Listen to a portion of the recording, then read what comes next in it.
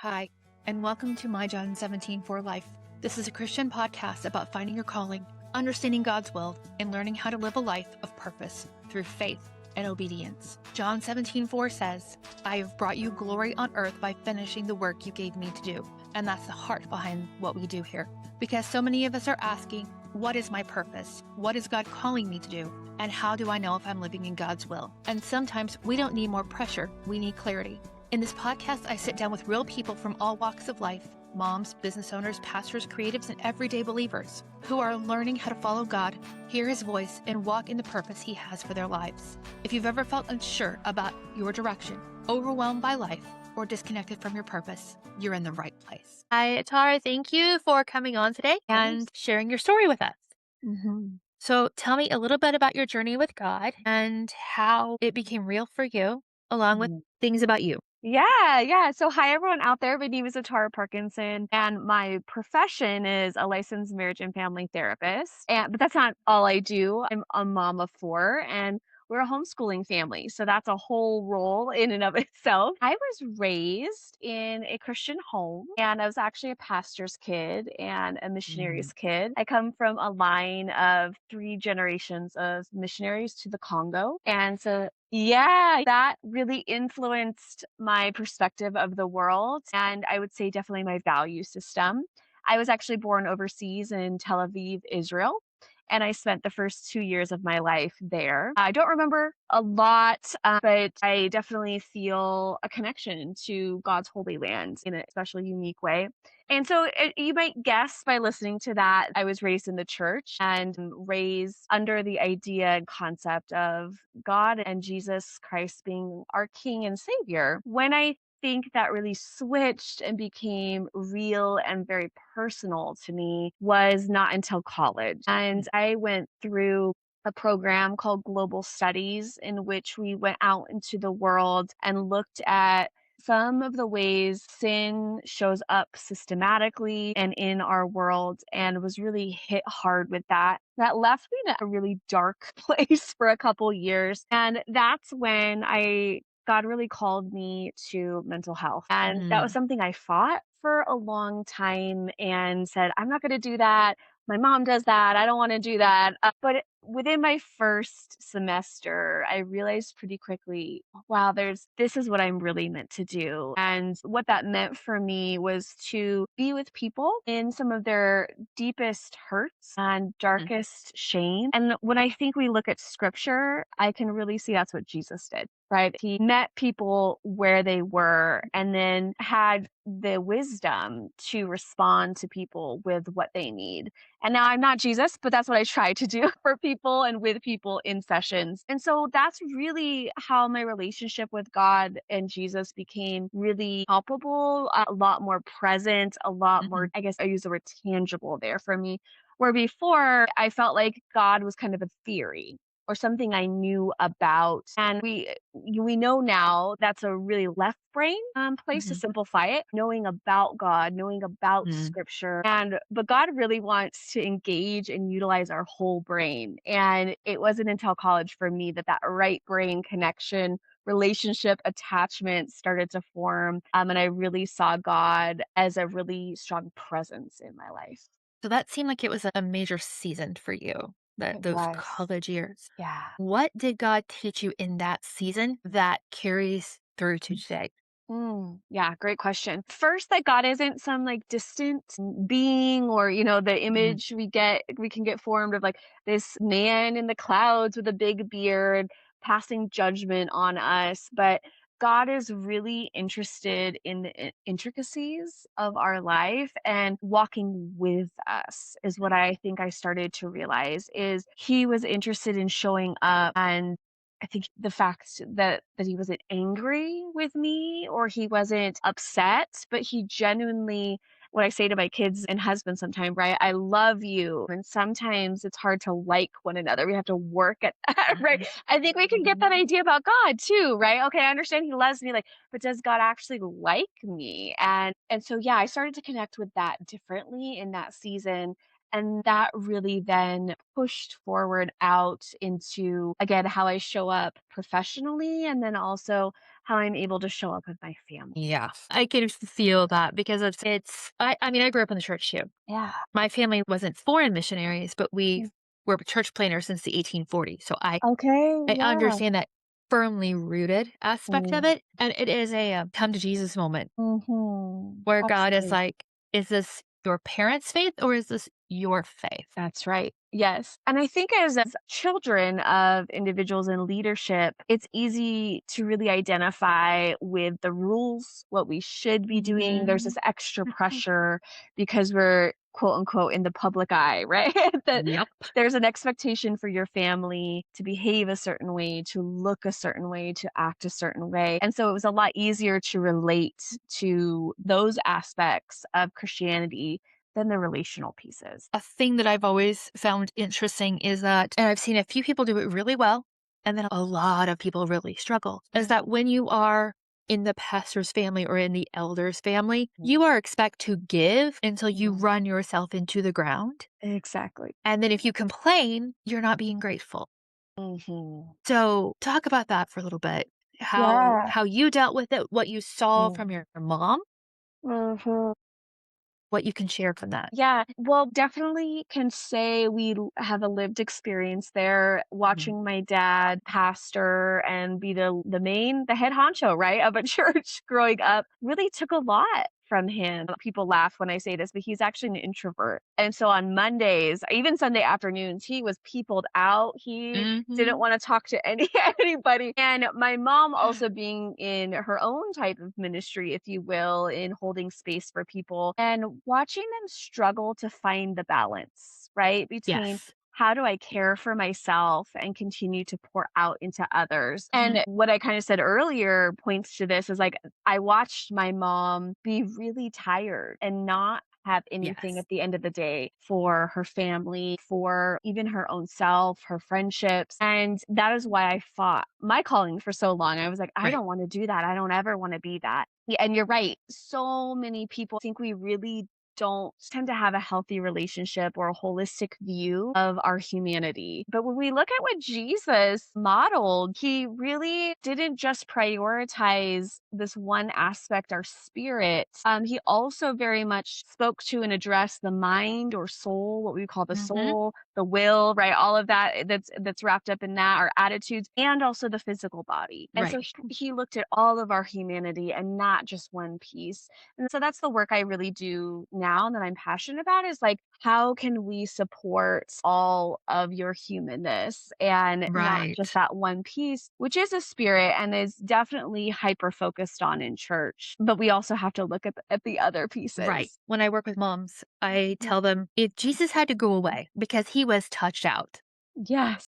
you need it too Yes. because he is God. Right. And if God needs a break, you need a break. Absolutely. I also work with a lot of moms in my practice, moms with Mhm. anxiety, moms with birth trauma, and we do trauma processing. And yeah, that is so, so well said. I point to that as well. Like God went and he was by himself, or Jesus went and he was in prayer, or he just took breaks, and that's Mhm. okay. And that's so, so needed to be refreshed and to continue pouring out. One of the things that I've heard a lot of moms telling me is that people think going to the grocery store by yourself is a break. Mhm. I let you take a shower. That's a break. Right, right, And you're still working. I took the kids so you can clean the house. It's still working. right. And they don't understand they need space to be. And Yeah. I'm like, you're not a human doing, you're a human being. Yes. They Yes. need a space to shut their brain off. That's right. Absolutely. Yeah. The way that I talk about that with clients is with connecting with joy, right? Mhm. And giving yourself moments, really the aspect of us that we all have, by the way. Men also have like that, what we would refer to as like a feminine energy. And Mhm. feminine energy is focused on being, as you're saying, it's Right. focused on presence, while the masculine is like doing, producing. And I Mhm. notice in our culture, we in a capitalist society, right, are very heavily focused on that masculine, Right. doing, producing, right? And as women, even as moms, we even can get pulled and sucked into that and lose some of Right. the gift of just being present. And you're absolutely right. So if grocery shopping, what I'll say to that is like, if grocery shopping by yourself is joyful for you, then so be it. I'm with you, Samantha. For me, it is not. That is, I see that as a task. For me, I maybe need to take a walk in nature, or I maybe enjoy making some art, right? Mm, Or reading. I really love to absorb information. yes. So those are things that bring me joy. And I think it's so situational for every woman out there Mhm. listening that absolutely, if a shower is a task, then that is not quote unquote break, right? And so Mm, finding those moments to just say, "Is this helping me connect with joy and helping me be present focused?" mhm. That's that balance that I think, we all need, especially in the season of Yes. motherhood. I've had a few moms push back. I enjoy going grocery shopping by myself. Uh-huh. But the thing is, what people don't realize, as soon as you walk into the door, you've already made 1,000 decisions. Yes, Mhm. no, yes, no, yes, no. Mm. And they're so used to giving that they don't Mhm. realize that is sucking the life out of them and Yeah, preventing them from being present right. to their Right. families, to themselves.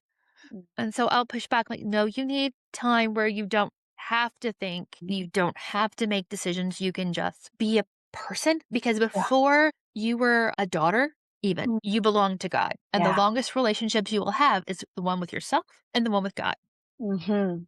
And Yeah. if you don't foster those two, nothing else works. That's right, absolutely. And I think you're speaking actually to a really important point, which is that we are really entrained in the church, the big C, right, to ignore or push down emotions and feelings, which are two different things, by the way, right? An emotion is the actual like physicality that we Mhm. feel. So maybe it's my heart racing, maybe it's my stomach clenching, and the feeling is the story I tell myself about that emotion. Yes. Yes. And but in the Mhm. church, we are trained to demonize both of those, Mm, right? We have the language of like, those are from the enemy. Satan, the phrase I hear all the time, Satan wants you in your feels, girl, right? And I will argue, I push back against that a little bit. And because what that ends up doing is parsing out and separating our humanness and who we are. We're definitely called to not act on every feeling, right? We are told very specifically, do not act in anger, right? Do not act out of mhm. anger. But nowhere in scripture does it say, don't feel that. Don't Right. experience that. I think God knows better, doesn't he? Well, anger is a sign that a boundary's been crossed. Exactly. Yes. And I I wasn't allowed to be mhm, angry yep, because anger is bad, especially for women. right. And it meant that I wasn't allowed to have boundaries either. And Mm, so that's a whole we could go the to onto whole that. But there is concept that I learned in the past few years. It's like you know it, but you don't know it. And it was about that God is emotional that's right. and he has the full spectrum Mm, of emotions. So if that's he right. can have them, I can't wait. I can have them too. This is do not be afraid. It doesn't say don't Mm, feel fear, mhm. but it's that little word be Right. that's I love it. static and you Mm, live in it. And he doesn't yeah, want you to be static and living in it. great distinction. Yeah, I love that.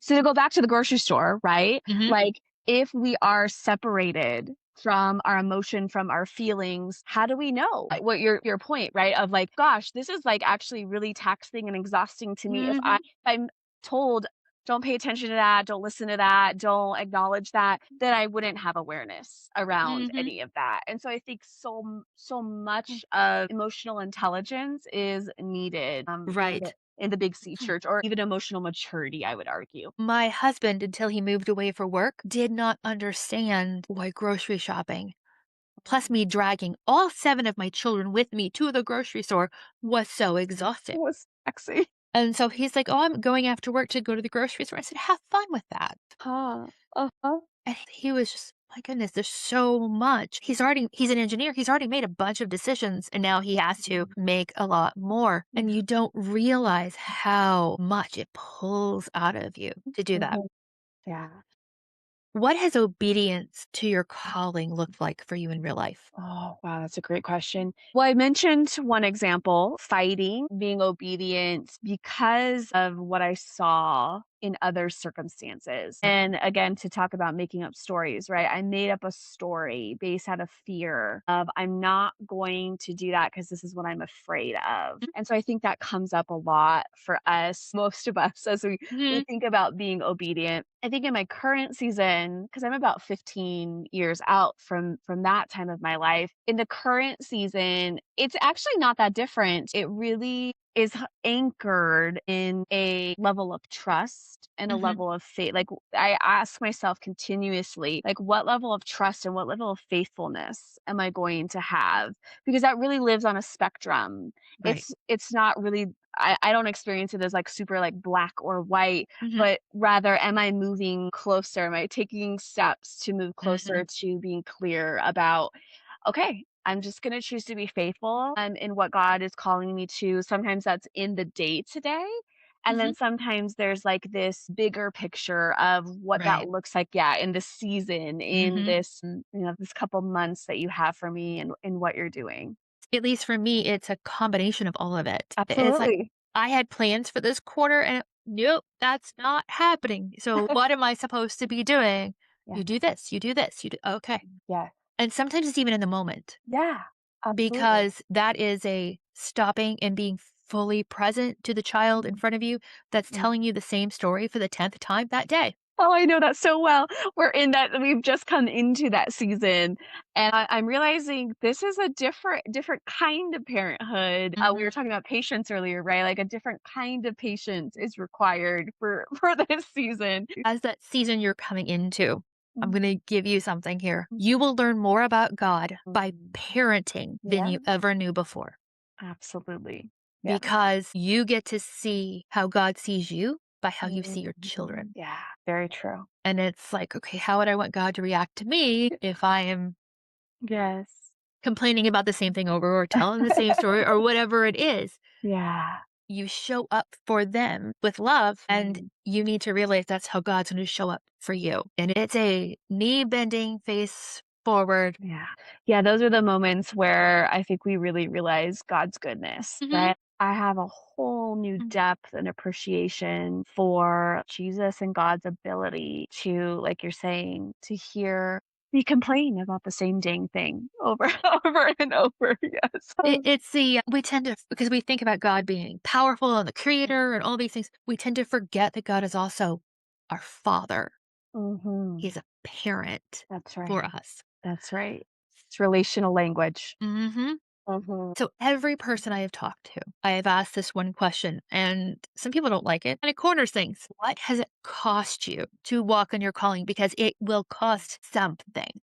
Yeah. Mine's a pretty obvious something that, well, the first thing that comes to mind, I should say, is a pretty obvious something that happened about 3 years ago now. And that was a group of friends. Mhm. And boy, at the time, so we had moved to where we live now about 5 years ago. And about a year in, I connected with this group of friends. And then they became my everything. Mhm. They were my children's friends, they were my friends, they were my Bible study, we did family events together. I saw them 3 or 4 days a week. Wow. Yeah. What I didn't realize as I was in that was a couple things. One was an aspect of this group that echoed something I was struggling with, and Mhm. that was a sense of superiority or pride or rightness. And as this situation happened, and I'm trying to be respectful as I Mhm. say this and also keep some people's confidentiality. But what basically they ousted me. They said something that you're saying we don't agree with. It's unbiblical, quote unquote, and so you can't be part of our group anymore. Is essentially what happened. And in that, I sat back and of course our first response is why? God, why Mhm. on earth did you do this to me? What is happening here? All the hurt. And then Right. as he unfolded this for me, I realized, whoa, I had surrounded myself with people that were thought like me and viewed the world like me and viewed parenthood like me and all the layers and things, and that actually wasn't a good thing. And and it just 100%. doubled down, right, my perceptions that I am right, right? Sure. Or and how badly I needed just a heart check on Mhm. that, because what that ended up leading to within myself was a lot of judgment of others. And I mentioned that attitude of like superiority, like, oh, if you're not homeschooling, you're not doing it right. Or if you're not feeding your kids like this, you're not doing it right. Mm. Or if you're not worshiping this way, if you're not attending this type of church, you're not doing it right. Yeah. And so humbled to see God go, hey, there's a lot of ways. Just because you're Mhm. picking this way doesn't mean others who are feeding their kids this way or aren't homeschooling aren't faithful to me, aren't following Mhm. me. And so it really helped me refocus on what I would say is God's heart for us. He pulled you out of the echo chamber. That's right. Absolutely. Yeah, and I Mhm. also realized I was really relying on this friendship group to fulfill me. Yep, and, that was a heart check too for God to say, "Hey, not that it's bad to have friendships or close friendships, but there's an and am I first?" And if I have to be Mhm. really honest, I was not putting him first in this season. It's so easy because God feels so intangible to us Exactly. that we go after the tangible Yeah, and it becomes an idol without us even realizing it. right? That's And right. it's not like I want this to be an idol to replace God. That's not the intention. But the thing that I tell people is that, well, I didn't intend to. You also didn't intend not to. Exactly. Yes, good point. But I didn't mean, you're right, but you also didn't mean to not let it happen. And it's Mhm. a double sided coin, I guess you could Yeah. say, of God expects and demands intention from us. Yes, that's so well said. Yeah, and it's funny you use that word because I've gotten that feedback in life before of, Hmm. "Gosh, Atara, you're such an intentional individual." And generally, I experience myself that way. And I can recognize when I'm not being intentional with God. And what I will say real quick was I did do a lot of growing with God in that season. And so that's where I think things start to, like you said, two sides of the coin, right? Double-edged sword. It can start to get tricky for Hmm. us to identify when that is Right. happening. And it's a not every person goes with you the entire journey. Yeah, There are seasons. yes. I had a season where we were part of a homeschooling group, and that Mhm, was my group of people. That mhm. season ended, and now I'm in a season of my boys going to martial arts 5 days a Mm, week. yes. That's my season. It's Yeah. your seasons change, and your some people call it their truth, which is like, Mm, to me, their perception changes. mhm, I've nursed all my babies. mhm. And I had somebody say, "Oh, then you must be all about nursing." I'm like, "I'm all about babies getting fed." Yeah, yeah, yeah. So whether it's nursing or formula, I don't Mhm. care. Mm. Baby gets fed because I have known moms who have needed to get on some heavy medication Yeah, and absolutely. can't nurse. Right, right. I also knew of a mom who found out she had breast cancer at the end of her Oh, pregnancy. And so goodness. she could not breastfeed. Oh, And my midwife knew her. And so I donated a huge cooler full that's of breast amazing. milk. Yes. And if you said, well, not my fault, Mm, that's what's going to cause them to be hurt, but you don't realize how much it's mm, hurting you yeah. and Right, destroying you. right. Yeah. So we've talked about a lot of things here, but there's people who are listening Mm, who are my parents did great things and I'm not doing the great things over here, mm, and they feel like you're not called to go to the Congo like your mhm, parents were and your other mhm. family members were, Yeah. and they're stuck in this comparison thing. What would you say to them about stepping into their calling? Mm. Well, we know the classic phrase, right, of comparison is a thief of joy. And so I'll just say that first, but really then what that means is when we compare, it removes us or Hmm. separates us from what God has for us. Right. Yeah. And it's interesting because what you just said, I don't experience personally. And maybe that is because for a long time have had clarity about who I am. Mm. And then what I'll say is the gift that I get to then be in this world. Okay. And that's what I want people to hear out there Mhm. is that when we're trapped in comparison, we're not able to connect, or it's more difficult to connect with our Yes. role, our purpose, our gift. And I'm really thankful I got to learn that at about age 15. in a really powerful way that like really it was shell shocking. It made me kind of stumble back in like, whoa, when I am focused on my depression, on my sadness, on comparison, I'm actually robbing others of the gift of Mhm. who I am and who God made me Yes. to be in this world. And boy, that's selfish was a thought I had at the time. And hold on, that's not the value I have. Being Mhm. selfless is. And being selfless is actually showing up as who I am. And that then Mhm. creates an opening. I'm Right. sure all of you out there have been around someone who's so comfortable in who they are. And you're like, wow, how do you live like that? Right. We kind of are in awe of people like that. But Mhm. the impact of interacting with someone like that is then others feel often comfortable to be who they Yes. are. Yes, it Yes. creates this like ripple effect. I mean, we can watch Jesus, right? Certainly did that. Mhm. Yeah, and so when we're operating in full confident, and I even hesitate to use that word, full security in who we are, that Mhm. in and of itself opens up space for others to live in and connect with their gifts. I tell the women I work with, you need to walk into it as if God's already part of the sea for you. Yeah. God's part of the sea, you're walking into it expecting him to make way. Because if he's opened that door, Yeah. he's going to make the path for you. Mhm. Yeah. Is there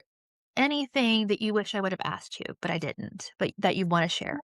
Yeah, I think just like the reminder of our humanness is what I was Mhm. saying earlier of like that we are not one dimension. We are not just spirit. We are also not just soul. And we're also not just body, but that we are all of these layers of humanness. Yeah. And that when we honor all of those, that is when we're able to bring the kingdom and connect with Mhm. the kingdom most effectively. So before we close, I always ask the people I interview for a question. Okay. And so here is the question I have for you. Okay. How are you contributing to the spiritual revolution that we need today? Yeah, and what I think that goes right back to what I just said in helping Christians or the Big C church understand and to stop vilifying our human responses. Mm. That we have a nervous system that is wired for safety and survival, and that there are Mhm. times that's ingrained in you. God put that in you. Yeah. He knows that's in you. Yes. Mhm. And there's times when that goes off, and then we act or behave in a way that is not in full alignment with maybe who we want to be. And then I see so many people then also jump to shame with that. And Mhm. what we know about shame is shame drives disconnection. Oh, yeah. Yeah, we cannot be connected to God. We cannot be connected to others and live in community the way that we're called to be when we're operating from a place of shame. Shame makes us want to hide. And so I think that is the mission, the driver for me is Mhm. to remove shame in that way Mhm. from our cultural lens that we have on, because it doesn't serve us. It's not what we're called to. I'm a huge Brene Brown fan. Oh, Oh my yes. goodness, a whole other Yeah. level of understanding Mhm. because I was raised to be, aren't you ashamed of yourself? Mm. Mm. Yeah. And it's the way she explained it. It's like, no, I'm not, Mhm. I am broken, Right. but I am not my sin. I Exactly. am not my Exactly. mistakes. Exactly. And And we can that's yeah. whole reprogramming that has to be done. For sure. And I wanna identify because we had this moment this last week with my strong-willed second born, and she made a really big mistake, and she said something like, "Stop talking because you're making me feel guilty." Mm, Now, I am thankful for her vocalization and her feeling mhm. of safety in the relationship Yes. that she could say that, and it made me pause. And I said to her, "You know what, sweetheart?" I was able to change my tone in that moment, and I said, "You know what, sweetheart? That's actually good, and here's Mhm. why. We are called to feel guilt. Guilt is I did something bad, right? Yes. What we're not called to is shame. And shame is I innately then am bad or wrong. And we've got to really distinguish between those. Should you feel Mhm. guilty that you didn't treat Mhm. someone well the way Jesus Yeah. would have? Yeah, you should. That's a healthy guilt, right? We also have toxic guilt. But I don't want you to feel ashamed. That doesn't define who you are. You had a Right. moment, right? Where again, Mhm. if we're gonna add the spiritual language that you acted in sin and Right. acted from a place of flesh, and praise God that He's covered all of that, right? So we can Mhm. distinguish those two. Yes. And he's not surprised.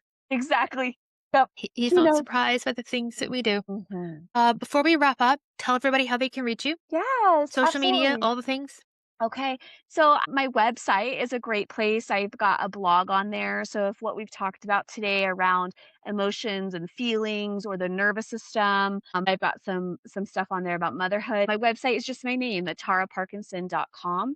And then I'm probably most active these days on Instagram and YouTube. And both of those are just my names as well, atara.parkinson on Instagram and then YouTube. Oh, I'm sorry. YouTube is a different name. It's Jesus and Neuroscience is my Ooh. YouTube. I know. So there's a perfect blend of these two worlds that I love. Mhm. So if you're wanting to learn more about, gosh, how do I see the scripture? You mentioned one today about being called a child of God. What does that Mhm. actually mean? Why is that language Yes. important for us? And it's relational language. We call God the Father, and why that's so important. That's Mhm. where you can find me on YouTube, doing a little bit more teaching about bringing those two concepts together, looking at neuroscience or nervous system through a biblical lens. Thank you so much for your time today. I appreciate Of it. course, Samantha. Thank you. Thank you so much for being here and spending this time with me. If this episode encouraged you, gave you clarity, or helped you think differently about your purpose and what God is calling you to do, I would love for you to follow the podcast, share it with someone who might need it too. Because the more we talk about faith, obedience, and living in God's purpose, the more we begin to recognize how God is working in our everyday lives too.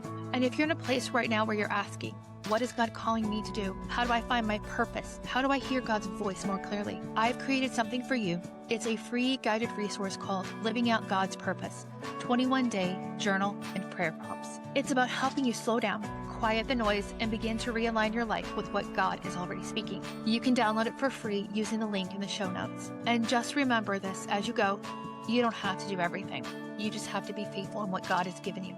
That is what John 17:4 means. Thank you for being here. I'll see you in the next episode.